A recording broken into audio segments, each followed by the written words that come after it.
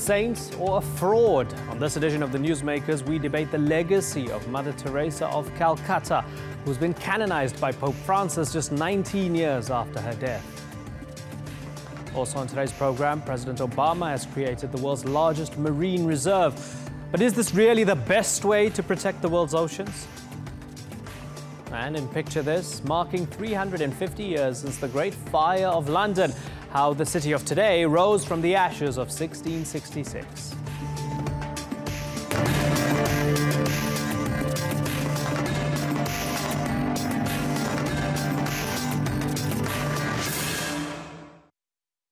Hello and welcome to the Newsmakers with me, Imran Garda. For the huge crowds that filled St. Peter's Square in the Vatican on Sunday, there was no doubt about what Mother Teresa stood for. Tens of thousands of people came from around the world to see her proclaimed a saint by Pope Francis, who called her a tireless worker of mercy. But Mother Teresa's elevation to sainthood revives a long-standing debate about her work in the Indian city of Calcutta and the legacy she leaves behind. Her critics highlight forced conversions and poor quality medical care. They also question where the vast sums of money that flowed into her organization actually ended up. Her most high-profile detractor was the late British writer Christopher Hitchens, who said she presided over a cult of death and suffering. Today's newsmaker is Mother Teresa, as we ask whether she was a saint or a fraud.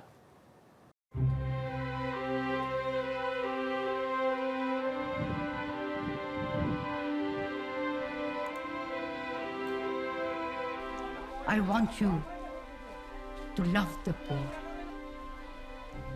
and never turn your back to the poor, for in turning your back to the poor, you are turning it to Christ. She was known as the saint of the gutters, helping the poorest of the poor. During her lifetime, Mother Teresa was seen by many as a living saint.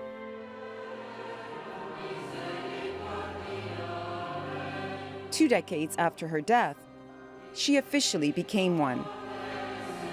Beatam Teresiam de Calcutta, Santam esse discernimus et definimus. For millions of her followers, her canonization could not come soon enough.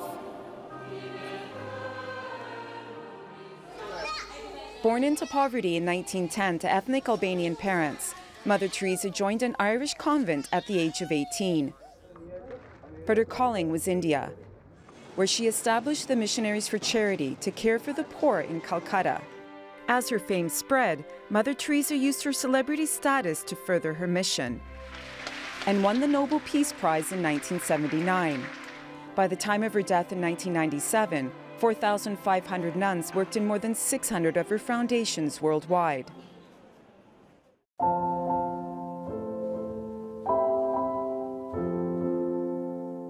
It used to take decades or even centuries for someone to become a saint. But under Pope John Paul II, the criteria were relaxed. Mother Teresa's journey to sainthood has been the fastest in the Church's history. It began less than 2 years after her death, although a period of 5 years is usually required before starting the process. So how does someone become a saint? The first step is for the Church to examine the candidate's good deeds and prove that they lived a life of heroic virtue. Next, the Congregation for the Causes of the Saints at the Vatican studies the evidence, and if it approves of the candidate, forwards his or her name to the Pope. The fourth step towards sainthood is beatification. A miracle needs to be attributed to prayers made to the candidate after their death. And then if a second miracle can be verified, a person can be canonized. But there has been skepticism over Mother Teresa's miracles. The Vatican recognized the cure of an Indian woman as miraculous. But the woman's husband and doctors say the cancer had been treated with drugs.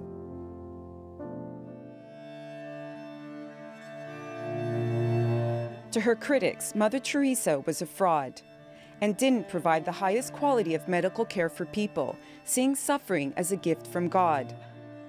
She's also been accused of mishandling the enormous amounts of money she received and taking donations from scoundrels of every sort, like Haitian dictator Jean-Claude Duvalier. few people have gained the respect and contempt that Mother Teresa earned during her lifetime. And some are still questioning whether Saint Teresa's charitable work is really worthy of sainthood. Christine Pirovolakis, The Newsmakers.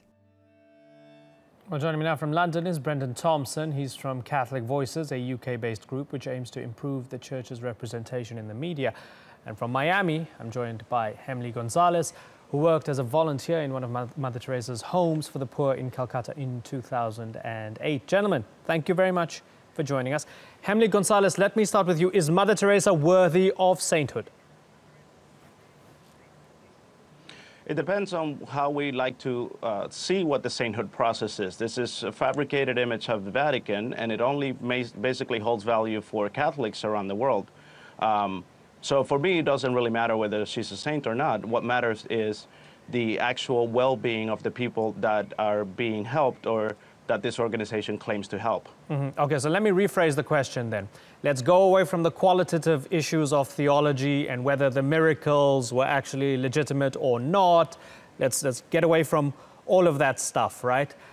Is Mother Teresa worthy of being put on a pedestal as a role model for people around the world, Hemley? Absolutely not. Why not? Well, first of all, the organization has a horrendous track record of negligence when it comes to the medical help that they provide. Also, there's zero accountability for their financials. If any other NGO or charity in the world today was doing that, the directors and the people that would work in this charity would be in jail. So what's happening here is Mother Teresa gets a pass because of this image that has been fabricated by the Vatican. And people are afraid to ask and question that. I worked inside the organization and I saw firsthand some of the horrible and deplorable conditions that these patients are submitted to. And this is the 21st century. And with the vast amounts of money that this organization receives, it is irresponsible and irreprehensible for them to be doing what they're doing. Okay, Brenden Thompson, Hemley Gonzalez was there. He worked within the system. He was there in Calcutta. That's what he saw, and he believes that Mother Teresa doesn't deserve the adulation and the respect. You disagree with him. Tell me why. So I think that it depends on what you say a saint is. I think a saint is someone who loves well. And I think of all the things in the charges, you're not called a saint because you're an effective manager or that you give out tremendous healthcare. Those are important issues on their own. But a saint is someone who loves heroically, as was said, and somebody who it has to do with. So for Gonzalo, who's not a Catholic, then obviously the prayers that answered, the miracles which we're leaving to one side, hold immense importance. That she's someone who not only was someone of significance at the time, but also since. And I think that there's a misunderstanding about all things Catholic, which is quite natural. It's a world in its own. It has its own language. But what the religious order is, the Missionaries of Charity, is it's not a charity. It's not an NGO. Mother Teresa set it up because she saw a need, and the need was that people, the untouchables, were dying on the street. And she simply wanted to, or saw it as her mission. You couldn't deny that she was a tenacious woman who advocated for the poor of the poor. Sure. And in her mind, what she did was provided that respite, provided that care, and provided ultimately that love that she felt was most needed. But sure, by Brenden, the people it sounds as if you otherwise they would have been left for naught. Sure, Brenden, it sounds as if you want this both ways, because on the one hand you're saying ignore the track record, and on the other hand you're saying she has a track record of picking people up from the streets, right? But the point that someone like Hemley is making is that once they were picked up from off the streets, they weren't treated very well, and there are big questions about where the money went and the type of care that they got. Am I misreading you here that you want to have your cake and eat it? So the people who were looking after the cause for the canonization, so they looked at all the reports, and it was a lengthy report. I think the reason, and it came up in the package before about the fact that it takes such a quick process now, as opposed to there was much that was known about her. And what she saw the mission of her order was to provide love for those who are unloved. So those people who she encountered in the orphanage, I often hear the rhetoric almost sounds like that they would rather that Mother Teresa didn't bother at all, in a sense.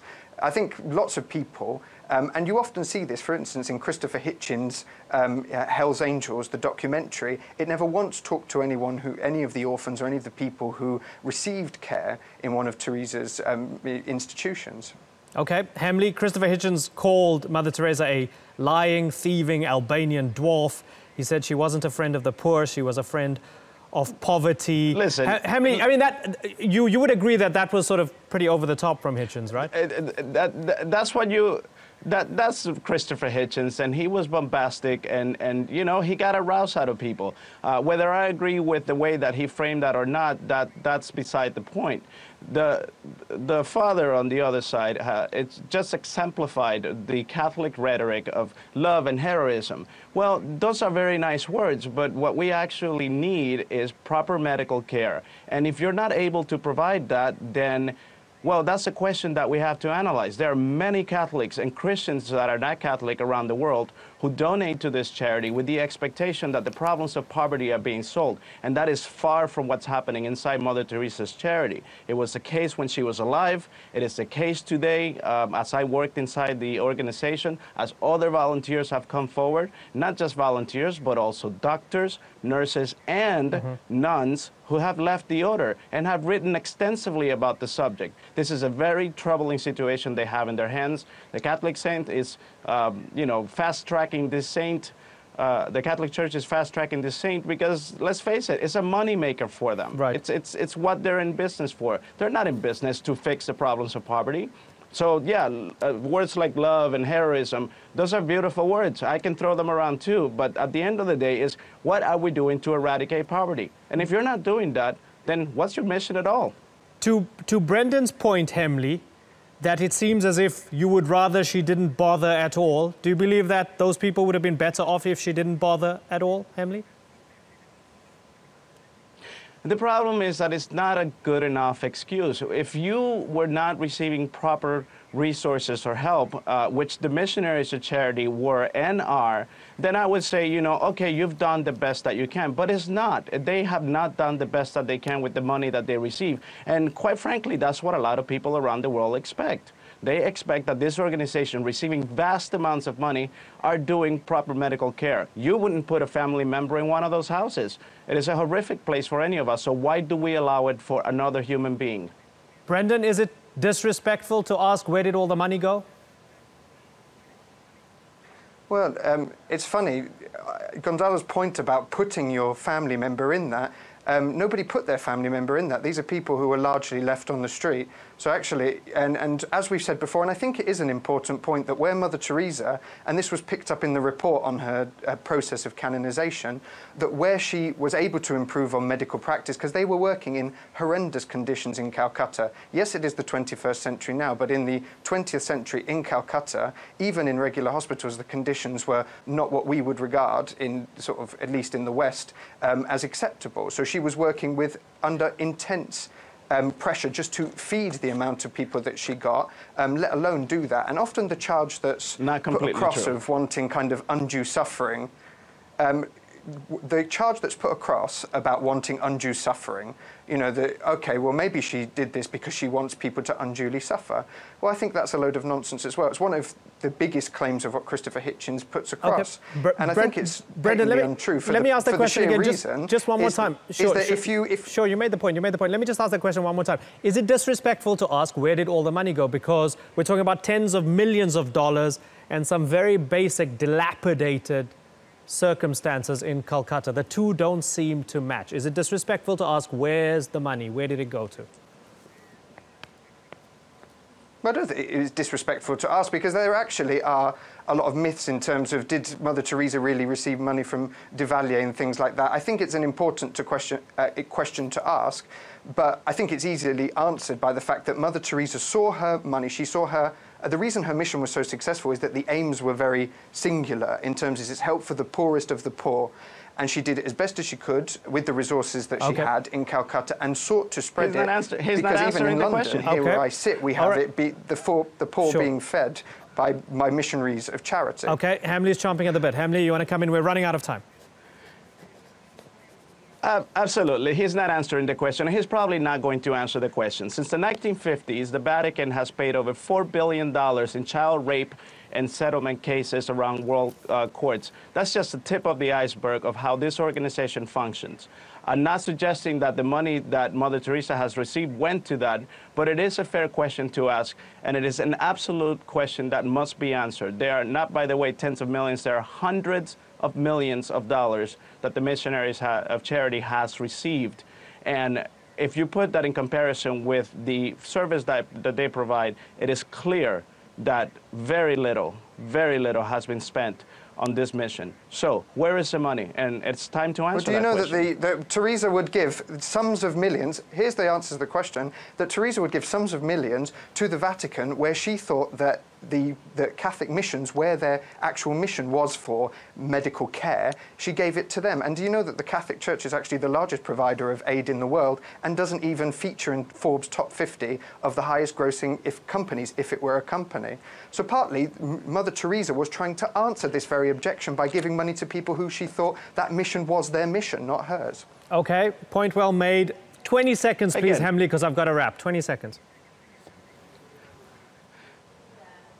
It's time for the world to wake up. The year is 2016, and if we are going to change the world and if we are going to fix the problems of poverty, accountability must come first, and state-of-the-art help and solutions to end poverty, progressive solutions, is what must be at hand. Gentlemen, I've really enjoyed this discussion. I wish we had more time, but we do not, unfortunately. Brenden Thompson and Hemley Gonzalez, thank you very much for joining us.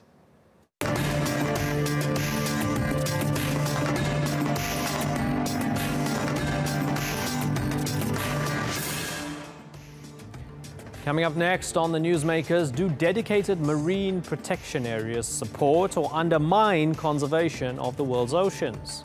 And in Picture This, how London has marked the Great Fire, which destroyed most of the city 350 years ago.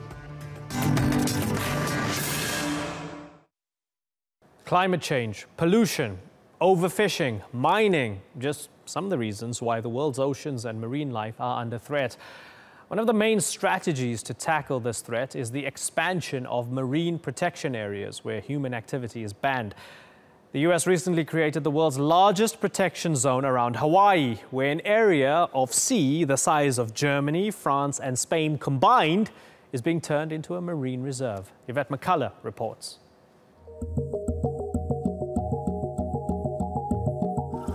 US President Barack Obama has announced plans to create the world's largest marine protected area.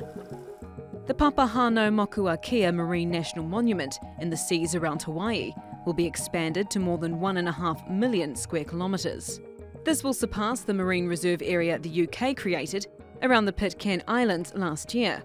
Marine protected areas are sheltered from fishing, mining, drilling and other human activities. This allows habitats and species to be restored. Papahānaumokuākea is home to more than 7,000 marine and terrestrial species, and proponents say it will be a climate change refuge for them.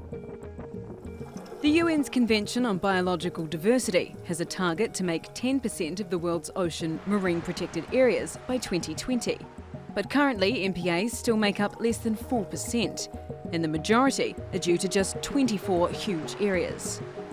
Countries like Chile, France and New Zealand have also already made moves to protect waters around their remote territories.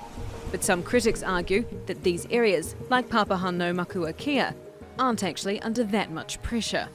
So while these large areas look good on the map, in reality, they aren't doing much to protect the environment.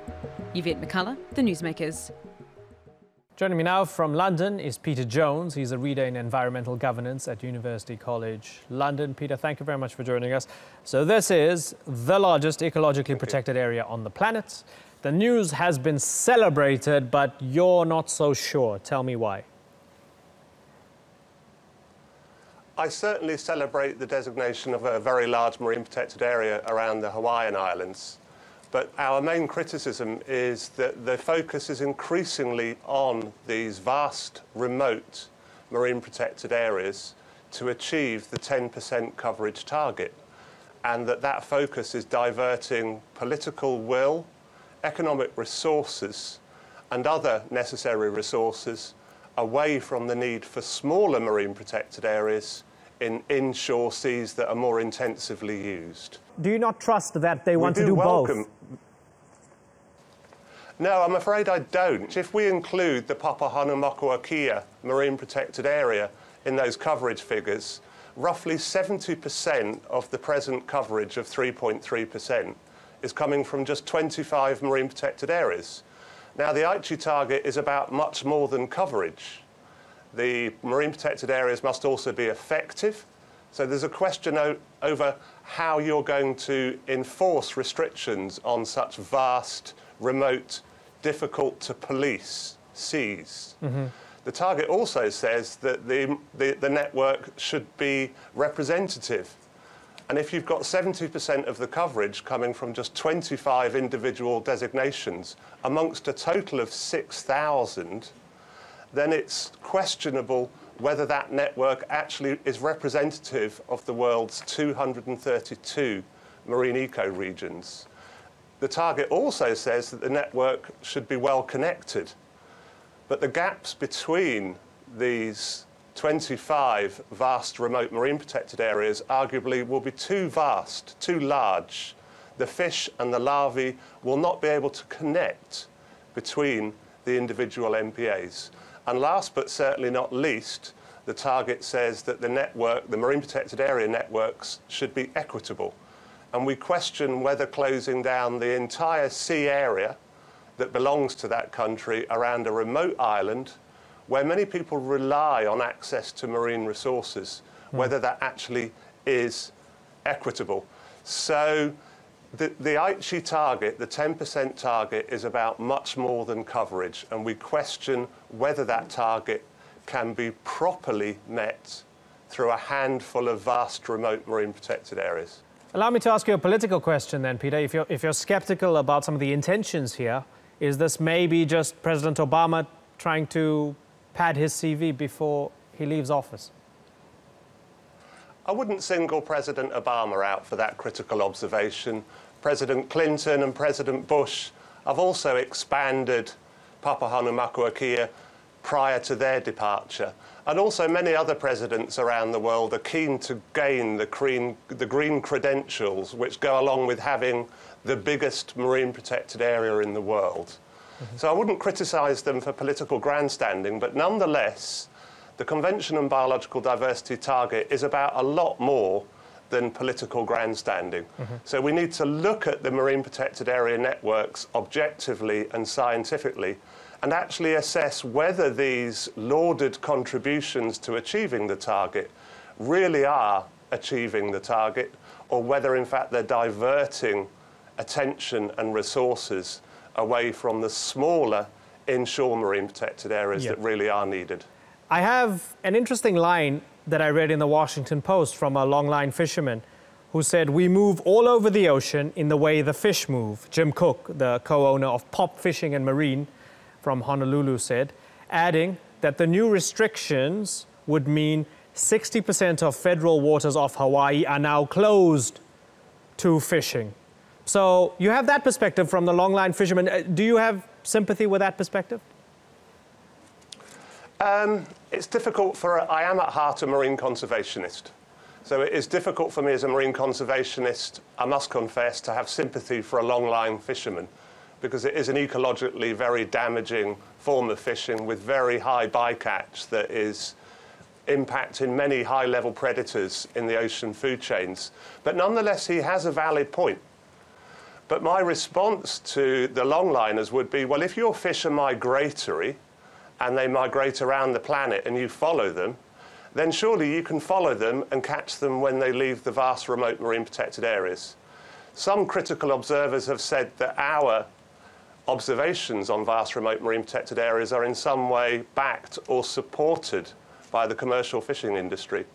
But the fact is that the commercial fishing industry will gain some losses as a result of these vast remote marine protected areas, but if the species really are migratory on a worldwide basis, then they should just be able to catch them somewhere else. Peter Jones, this has been a good education for me. Thank you very much for joining us. 1666 is a date which sticks in the mind of most British people. The year the Great Fire of London happened. Most of the city was destroyed in the blaze, and the reconstruction that followed helped to shape the city as we know it today. To mark 350 years since the fire, a wooden replica of the city has been set alight on the River Thames. Let's take a look.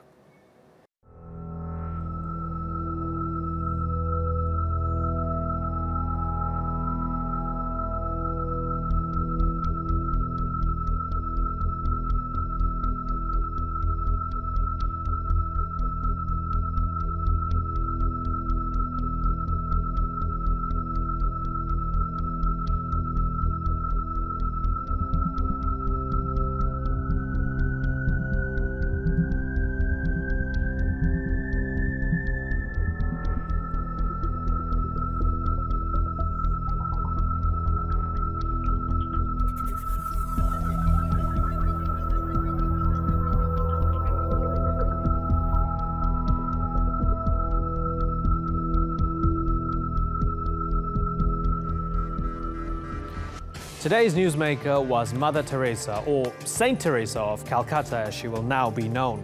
She's revered by millions of people around the world. But a few high-profile detractors have ensured that her legacy remains controversial.